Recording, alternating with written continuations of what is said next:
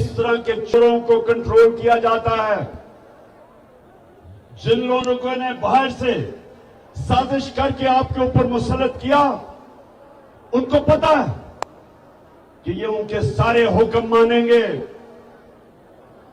वो एक बार से कंट्रोल होंगे।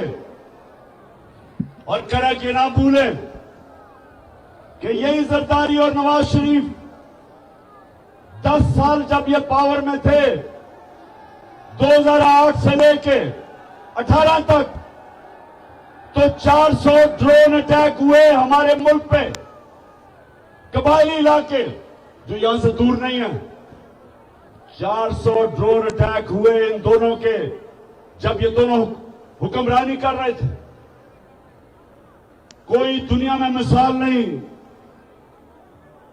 कोई दुनिया में मिसाल नहीं कि एक मुल्क की आप जंग लड़ रहे हैं, उनके लिए जंग लड़ रहे हैं, उनके लिए उनकी जंग में हम शामिल हैं, और वो ही हमारे मुल्क के ऊपर 400 ड्रोन अटैक करें और मुल्क के हुक्मरान चुप करके एक दफा मजम्मत, एक दफा उनकी मजम्मत ना करें, प्रोटेस्ट ना करें, एहतजाज ना करें, बल्कि उनके साथ मिलके इन्होंने हमारे मुल्क के ऊपर 400 ड्रोन अटैक करवाए, क्योंकि उनके गुलाम हैं, पैसे बाहर पड़े हैं इनके, और जिधर इनके पैसे पड़े हैं वो कंट्रोल करते हैं इनको। इसलिए ये साजिश के तहत इनको हमारे ऊपर मुसल्लत किया गया। और ये जो आए हैं, इनका मकसद मुल्क की ना महंगाई कम करना था, ना मुल्क की तरक्की करवानी थी। इनका सिर्फ एक मकसद था, एक मकसद है। नौजवानों, मुझे बताओ वो क्या है मकसद? क्या मकसद है?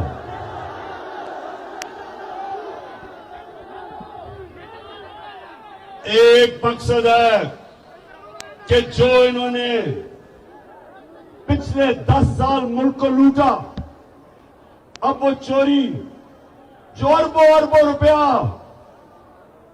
रुपए के केसेस थे, 1100 अरब रुपए के केसेस थे इनके ऊपर, 1100 अरब रुपया उसको माफ करवाना था, एनआरओ लेना था, इन्होंने एनआरओ लेना था।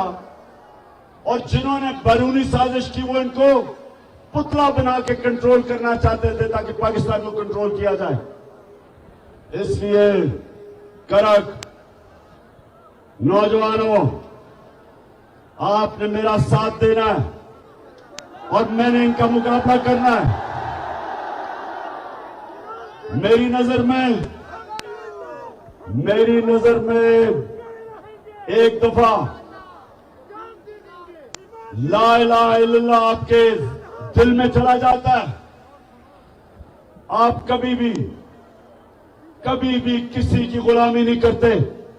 इन चोरों की गुलामी सिर्फ करने से बेहतर मर जाना है।